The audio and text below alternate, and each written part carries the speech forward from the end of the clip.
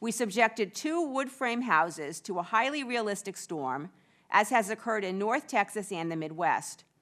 Although they look the same from the outside, the home on the left was built using a code as it exists in central Illinois, while the home on the right was built to a higher IBH standard. I should add that the winds you are going to see were not tornadic. So here is a very short video of that test.